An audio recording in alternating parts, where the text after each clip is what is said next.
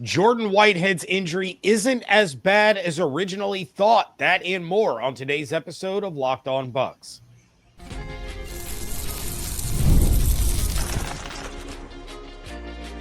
You are Locked On Buccaneers, your daily Tampa Bay Buccaneers podcast. Part of the Locked On Podcast Network, your team every day. What's up and welcome into this WTSP Wednesday episode of Locked On Bucs, your daily podcast covering the Tampa Bay Buccaneers. Part of the Locked On Podcast Network, your team every day. I want to thank you for making Locked On Bucs your first listen review every day. Don't forget you can subscribe or follow for free on YouTube or wherever you get your podcasts. And of course, you can follow along on Twitter. I am James Yarcho at JYarcho_Bucs. He is Evan Klosky at EKloskyWTSP. We are your credentialed members of the media covering the Tampa Bay Buccaneers. I'm the editor-in-chief over at the 813.tv. Evan is, of course, on 10 Tampa Bay and at 10tampabay.com. And you can find the show every Monday through Friday along with the Everydayers. And for that, I want to share my appreciation for your continued support of the show. One of the ways you can support the show is become a Locked On Bucs insider. You're going to get news, rumors, updates, general thoughts, one-on-one conversations with me via text message. Go to joinsubtext.com/LockedOnBucs or click the link in the show notes to become an insider today. You can start the season with a big return on FanDuel. New customers can place a $5 bet, and you're going to get started with $150 in bonus bets if you win your first $5 bet. Visit FanDuel.com to get started. Go ahead and bet Ohio State money line and get that $150 in bonus bets because that is something that is going to happen this weekend. But bet 150, make 150 150. Yeah, pretty much. My goodness. All right. Well, the news is out. And of course, the news broke right after I got done with Tuesday's episode. So I had like a minor injury update on Jordan Whitehead. And then, of course, the news came out as I was uploading all of it. But Jordan Whitehead did suffer a tear in his pec, but it may not be season ending. According to Mike Garafolo, it'll depend on the healing and whether or not the Bucs make a playoff run, but there is no surgery required and he is not definitively out for the year. Now, I've talked about how I think the Bucs should replace him moving forward while he is missing time.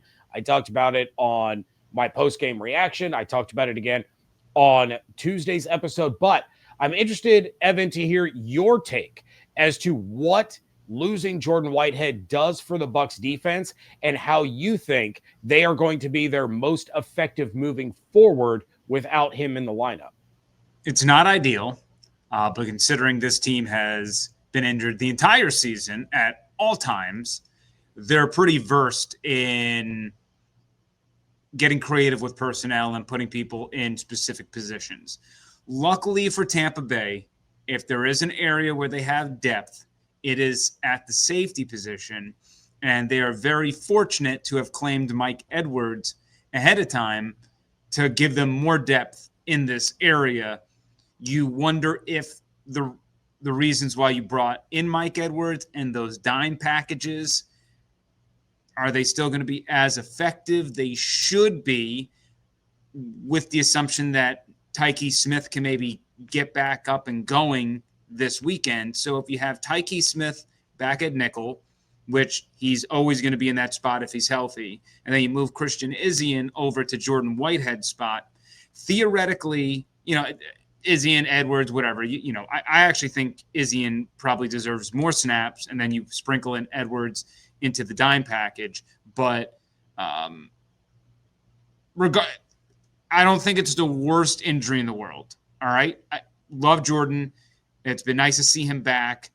He's been steady Eddie out there. I don't think he's made a lot of like splash plays, but he's done a job, a very good job.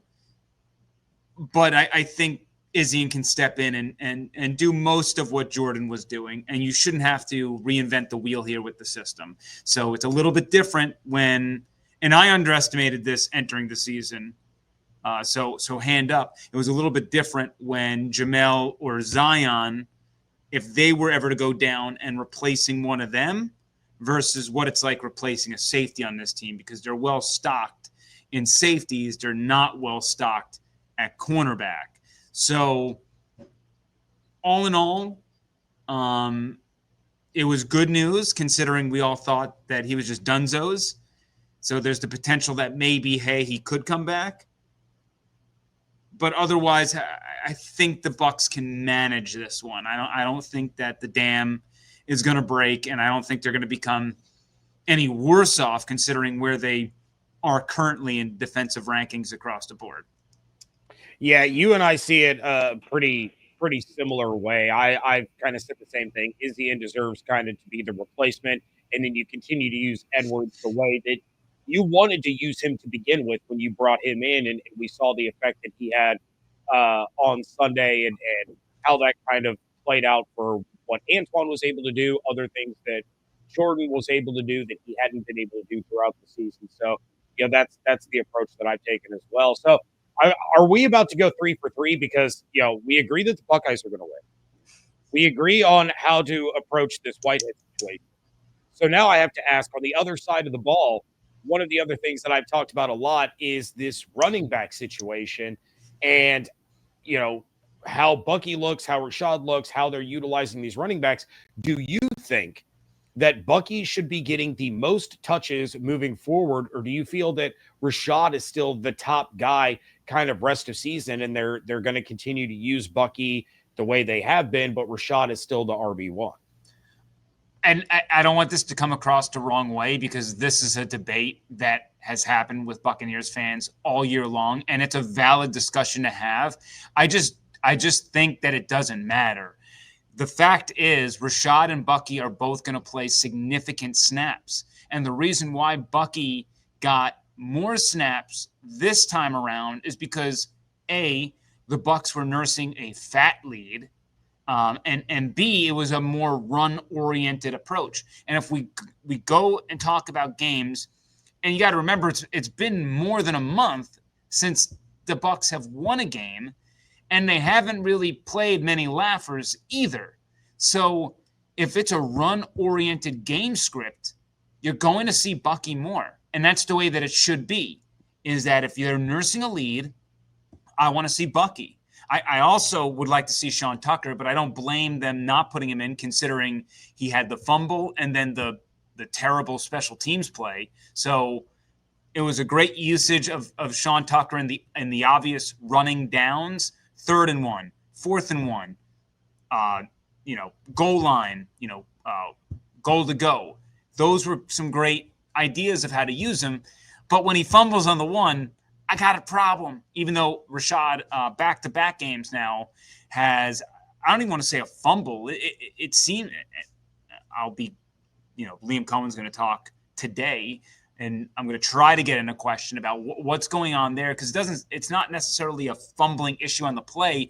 It's an exchange issue. There's a timing issue there that's off with Baker and Rashad on some of these plays. So that's interesting. But for the most part, if the Buccaneers are winning, I want to see Bucky.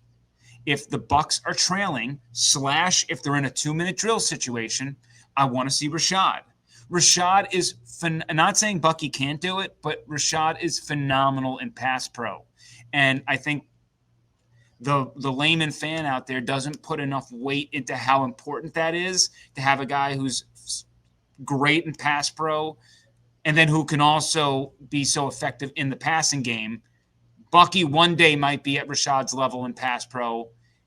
Certainly Sean Tucker, that's a big reason why he doesn't see the field, is because of that lack of ability at this point in his career. But for me, I'm cool with kind of this 50-ish, 50 split, and then weighing the seesaw based on how the game script is going. So it depends, my answer. It depends on how the game's going. But, certainly within the 20s, Bucky can get a ton of those carries, but I'm not relegating Rashad into a backup role. I think Rashad has been just fine, but it is very clear that Bucky has the explosive ability that Rashad probably does not. That Rashad's able to get, the potential of a 30-yarder, a 40-yarder, a 50-yarder. Not saying we've never seen it from Rashad either. I think back to the Atlanta game, Rashad had a big run, but it looks different. Bucky is certainly special. But Rashad's also very good at what he does too. So that's kind of my long-winded rant there. All right. Well, I would say that's about as close as it's going to get. So I'm going to give us a check mark on that one. 3 for 3 on the James and Evan parlay of agreements here. All right. A familiar face on the other sideline this week. How did the Bucs beat Dave Canales and the Carolina Panthers? That's coming up next on today's episode of Locked On Bucs, part of the Locked On Podcast Network, your team every day. PrizePicks is America's #1 daily fantasy sports app with over 5 million active members. It's the easiest, most exciting way to play daily fantasy sports because unlike other apps on PrizePicks, it's just you against the numbers. You can now win up to 100 times your money on PrizePicks with as little as 4 correct picks. It's the only real money daily fantasy platform with an injury insurance policy so that your lineups stay in play even if one of your players leaves in the first half and doesn't return.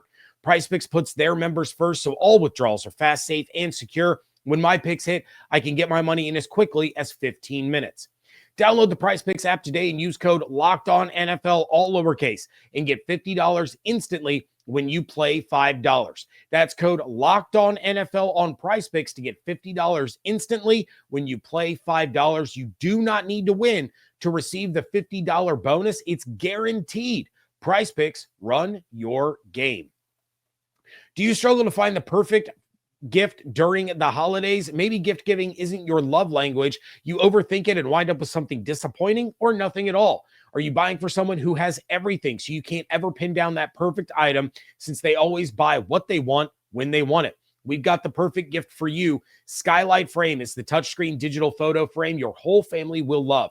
Upload thousands of photos with your phone and watch them appear in seconds. It's easy to use and setup takes less than 60 seconds. The sharing is seamless. You can invite friends and family to easily share photos via the free Skylight mobile app or email with no account or subscription being required. There are 2 sizes to choose from. You can get the original 10-inch or the larger 15-inch gallery frame. They look perfect in any room and they can stand on their own, or you can easily mount them to the wall.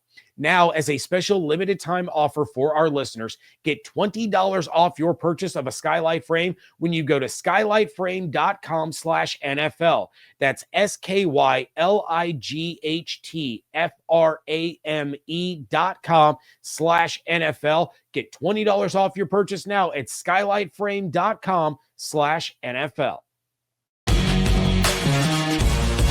Thank you again for making Locked On Bucs your first listen review every day. The new Locked On NFL is here, and it's 2 shows every day. You got the Madman Tyler Rowland kicking off your morning with a double shot of NFL espresso. Then stop by the barbershop with Tony Wiggins for some real NFL talk. Add in the Locked On local experts, and you're going to get unprecedented NFL insight, hot opinions, detailed breakdowns, all in 30 minutes. It's the new Locked On NFL, and it's twice a day, so make it your second listen at the new Locked On NFL on YouTube or wherever you get your podcast. Game 1 against Dave Canales is this weekend. And to be fair, the Panthers, they've been looking a little bit better over the course of the last couple of weeks. They've won 2 out of their last 3. They beat the Saints, they beat the Giants, and then they lost to the Chiefs on a last-second field goal.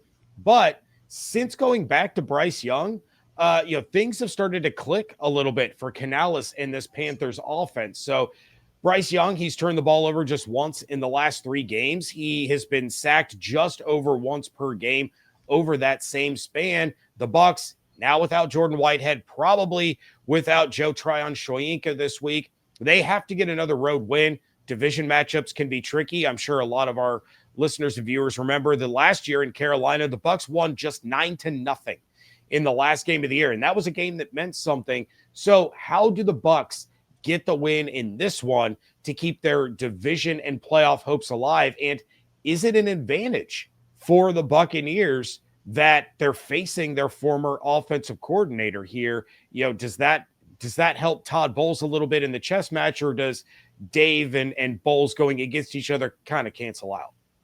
I would say it kind of cancels out. Would maybe give a slight edge to Todd Bowles. I think, look, I don't want to copy and paste what Dave's journey was last year to Carolina. It's a totally different team, totally different way that they're doing things.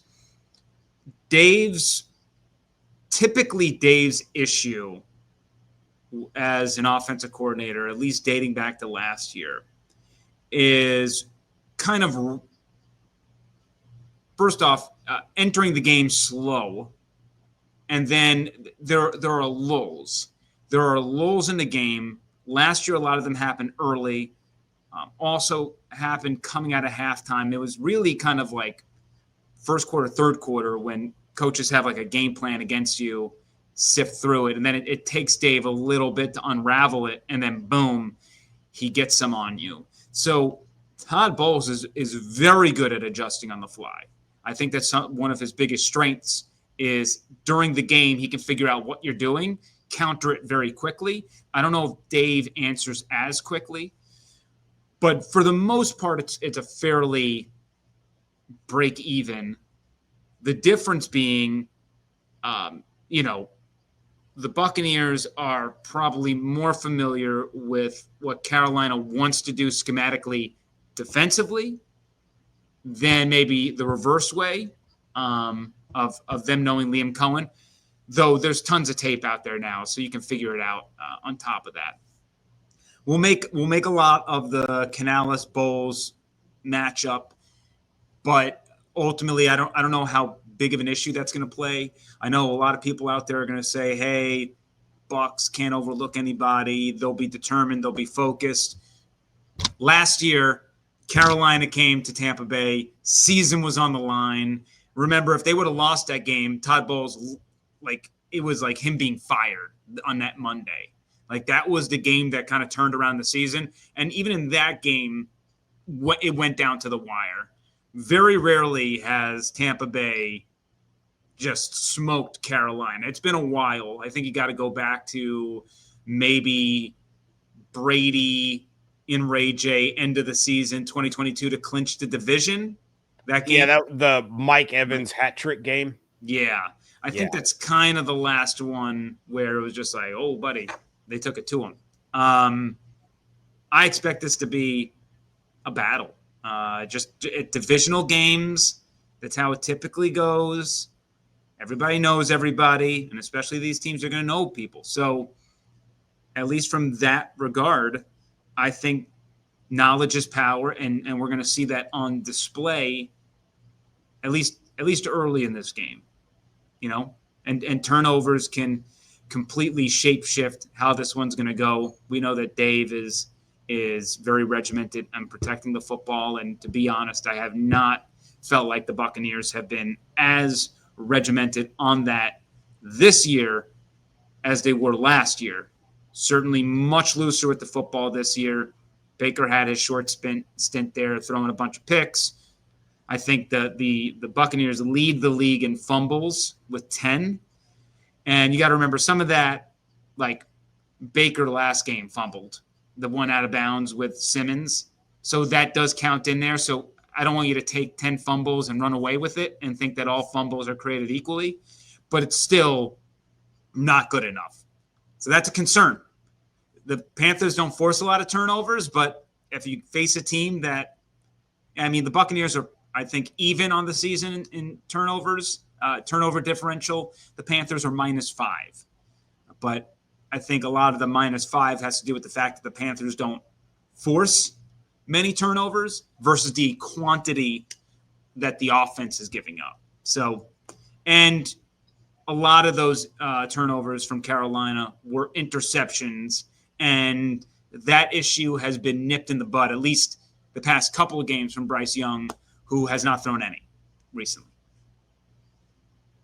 Yeah, it's certainly been, I don't know. We all kind of poked fun and teased a little bit when they went to Andy Dalton and benched Bryce Young, but it seems like that break really did help Young in being able to get a little more comfortable in the offense and kind of get his legs under him, take a breath, and he has looked much, much better since that return. But as far as offensively, how if you're Liam Cohen, how are you attacking this Panthers defense? Because it's not like they're really super terrible at anything, but they're also not great at anything. So who's the guy that you're really wanting to put the ball in the hands of in order to, spark this offense in this game?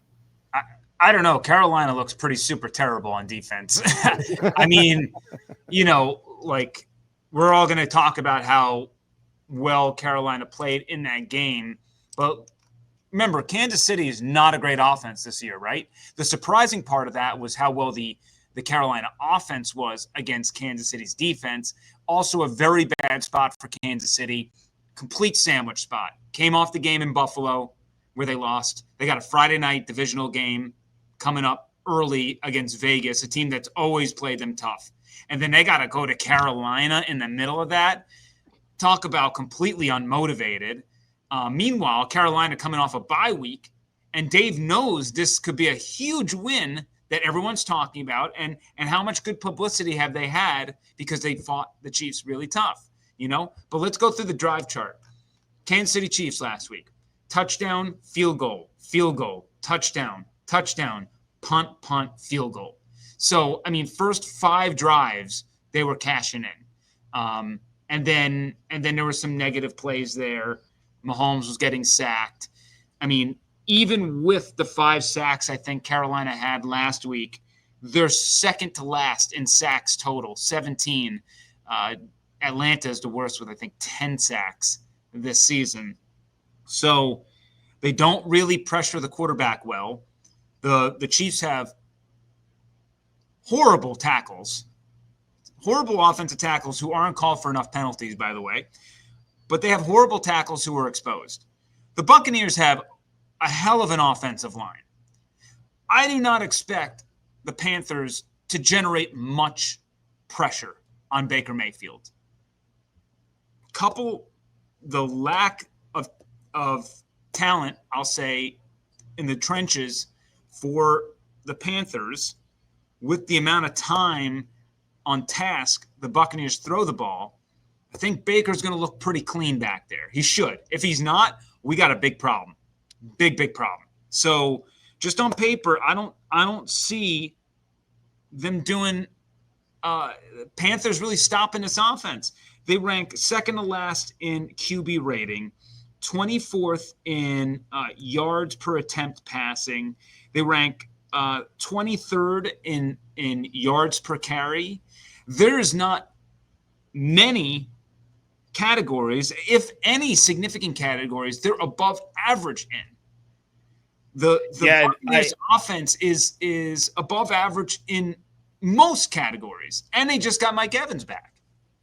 Yeah, and I will say I thought they were better at run defense. I stand corrected. The Panthers are dead last in run defense. They're allowing 160 yards per game on the ground. So they are super terrible. Well, that's why I use yards per carry, by the way, because I always use yards per carry because, yes, they're dead last in rushing yards against, but you got to remember in the beginning of the season, they were getting pasted.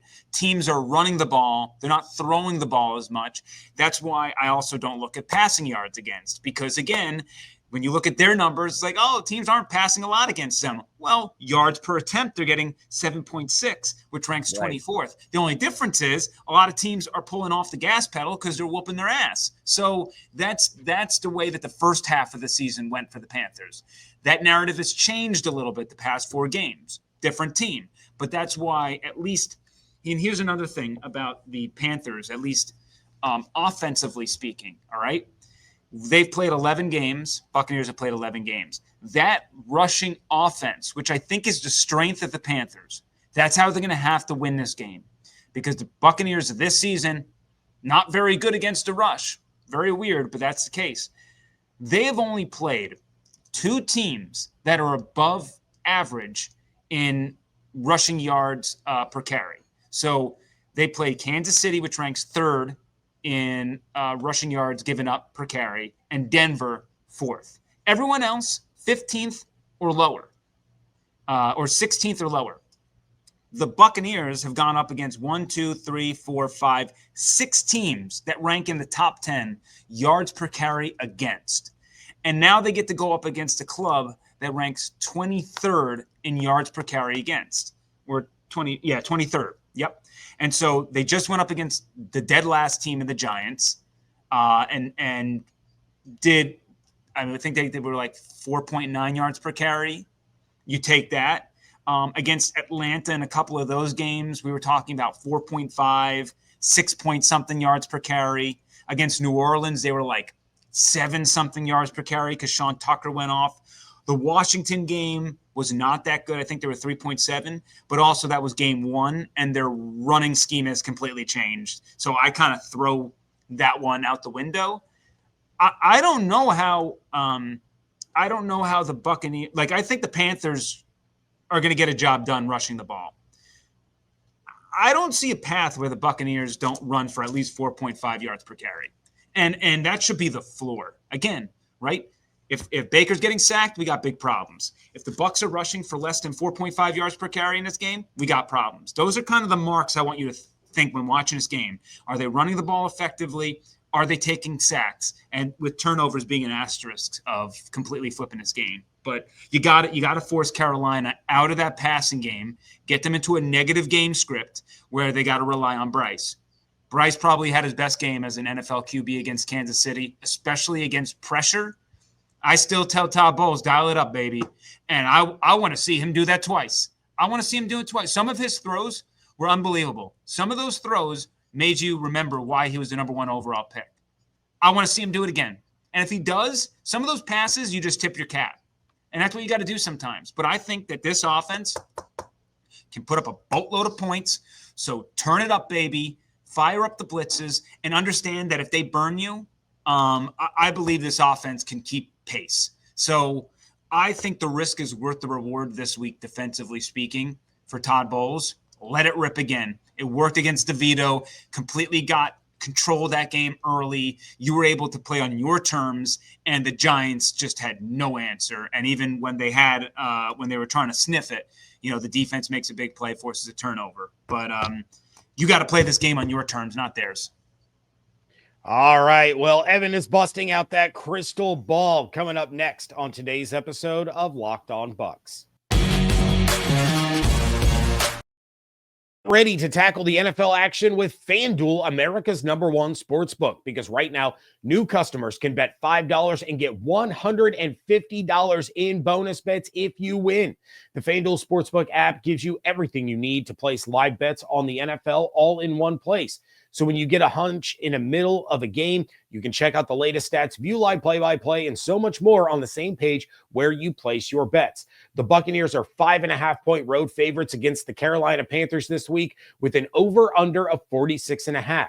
They've also closed the gap in the division even more, with the Falcons still the favorite at -260, but the Bucs now sitting at +230. Their Super Bowl odds have also skyrocketed from +12,000 just a week ago to +5,500, tied with the Commanders, Broncos, and Seahawks. Visit FanDuel.com to join today, and you're going to get started with $150 in bonus bets if you win your first $5 bet.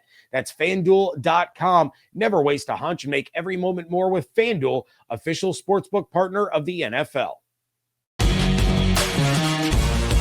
Wrapping things up here on a WTSP Wednesday edition of the Locked On Bucs podcast, and it is crystal ball time. Those predictions, where Evan is going to tell us exactly what happens. Bet accordingly.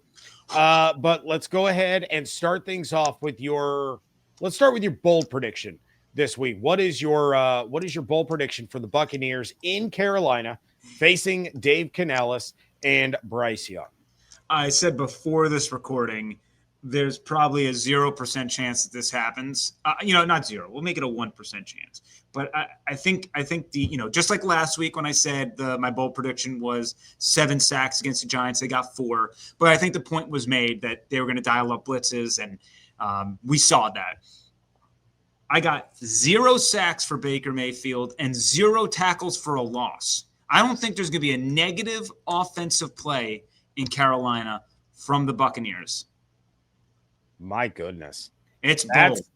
That is super bold. Now, the sacks, that would be 2 weeks in a row where Baker was not sacked. And much like last week, I do think, and this is something that I'm sure I'm going to talk about with Julian Council on Crossover Thursday. Ooh. I think this is another game where the Bucs can let Tristan sit. Let that knee continue to get a little bit better, a little bit stronger. Just in school, for as much as we criticized him, early in the season when he replaced Luke Gedeke, he's played pretty well now in 2 games. When he filled in against the Niners and then against the Giants, I think he played well. I think this is another game where you can let School, roll out there and be your starting left tackle, and it's really not going to hurt the team at all. So I would maybe consider sitting Tristan Wirfs, and let's see how he moves. I have a counter argument to that because this team doesn't really have the threat as much on the edges, that Tristan shouldn't be as taxed to do a job, and that it might be a good enough game for him to go. It's not like he's going up against Max Crosby, where also kind of whatever way you want to spin it. I'm kind of saying, hey, let him go. But I'm just saying that there is a route where it's like, if Tristan's feeling good enough, this should be a good appetizer for him. I'm probably mushing the hell out of this game, but I'm just saying that you definitely don't push him, which is what they didn't do last week. And at least in practice, when we saw him working on the side, it certainly looked like a guy who was not prepared to go. As long as you can run the offense, and as long as this guy can move off the ball, because sometimes he's got to pull, suit up. But yeah, I mean, in general, I'm always a guy that likes to play it cautious and not push. But they can't afford to lose games either. And right, 85% Tristan Wirfs is still better than a 100% Justin School, even though School looks more natural at left tackle than he does right tackle. But the Panthers could absolutely drum up schemes to take advantage of School, and then bing, bang, boom, you're in a little bit more of a competitive game versus having your entire offensive line intact. Yeah, I mean, it definitely makes sense. A little tune-up against the Panthers before Tristan would have to go out there and face Max Crosby and then face Bosa the week after. And there are some tough matchups that he would have to go up against in the coming weeks. So I could concede that point. I would just, I'm playing a little more cautiously in my mind as far as, long-term versus, rushing him out there too soon. All right. So no negative plays, no sacks. Who's going to be your predictive player of the game in this one? I'll go with Mike Evans. It's time for him to get rolling, catch up on trying to get 1K. 19 career games against Carolina. 102 receptions. He's averaged nearly 78 yards per game, 11 receiving touchdowns. I think we can see Mike go for north of 150 in this game. Give me 2 tutties. I think that he can take over. And this is a spot for him to take over and get those yards. He missed, I think the number was what? He had to get like 94 each week. 95. And so, now you figure he missed that by close to 30 last week. So now you need like a buck 30 this week. I think he can get ahead of that. Give me player of the game, Mike Evans, 150, 2 tutties. Yeah, I had a lot of listeners and watchers that were freaking out a little bit about Mike only having 68 yards. And I said, you know what? Look, it just has to be an average of 95 yards a game. He came up 27 yards short. If he turns around and he's got a $125 against the Panthers, right back on track. No worries. Correct. I would have been his routes were not they didn't send him flying. They really protected him with those out routes and those like intermediate kind of 10 to 15 yards. So maybe the route tree opens up this week. Yeah, well, and if he had like 20 yards or 30 yards, then I'd be a little bit more concerned. I'm not hitting the panic button on the streak quite yet. I love that player prediction because we've seen Mike absolutely shred Carolina. He's due for a boom game. He's always got like one game where it's just out of this world, and this could be it. All right. Well, I'm dropping my pen. It sounds like you're all in on the Bucs this week. What is your score prediction for this one? I'm going 31-24 Buccaneers. I still think closer than I expected. I think the Panthers can score points against the Bucs. I think Dave Canales is going to have some success. I think they can run the ball. I don't, on paper, I don't know how the Panthers are going to stop the Bucs. I'm going to bet all in on this offense. I got it right by the spread. I think the spread is close. If I had to actually, I'm not touching this game.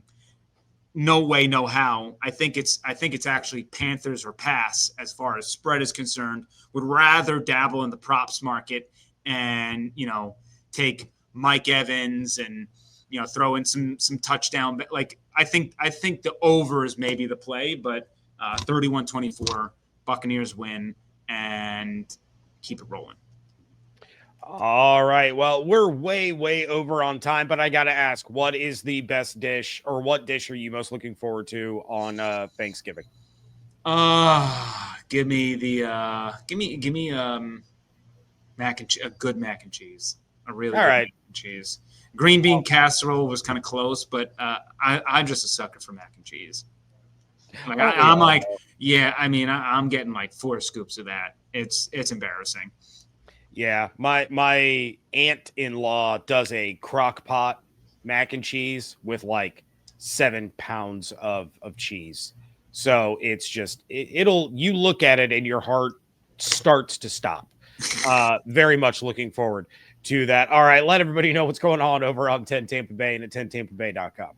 Yeah, just remember the Blitz 8:30 Sundays on 10 Tampa Bay. You can also watch us on the 10 Tampa Bay Plus app. You can watch us on 10tampabay.com. So, and our YouTube page as well. We on our YouTube page and on 10 Tampa Bay Plus, we aired on Saturdays, and then on Sundays we aired at 8:30 in the morning. So check us out there. That will be our Bucs Panthers preview show. We'll have our Locked On Bucs burning question of the week. We also have tons of stuff on the website regarding the Rays Stadium saga. The Bolts just pasted the Colorado Avalanche, so we're right in the thick of it. Why couldn't they have played like that when I saw them last week? That's not. Well, they certainly scored close to the amount of goals they did against Colorado. They just didn't give up as many. Yeah, I totally blame Johansson for wasting my fantastic tickets. All right, that is going to do it for this episode. Please check out everything that Evan is doing on 10 Tampa Bay and at 10tampabay.com. Check out everything going on over at the 813.tv. Follow on Twitter at Locked On Bucs, at JYarcho_Bucs, at eCloskey WTSP. Become a Locked On Bucs insider. Go to joinsubtext.com/LockedOnBucs or click the link in the show notes. You get to do some one-on-one texting with me, and of course, no ads or anything crazy like that. And make sure that you are following on YouTube with the notifications turned on, as well as on your favorite podcast platform. Hope you all have an absolutely outstanding day. Stay safe, stay healthy, fire the cannons. Want to thank you so much for joining us right here on Locked On Bucs, part of the Locked On Podcast Network, your team every day.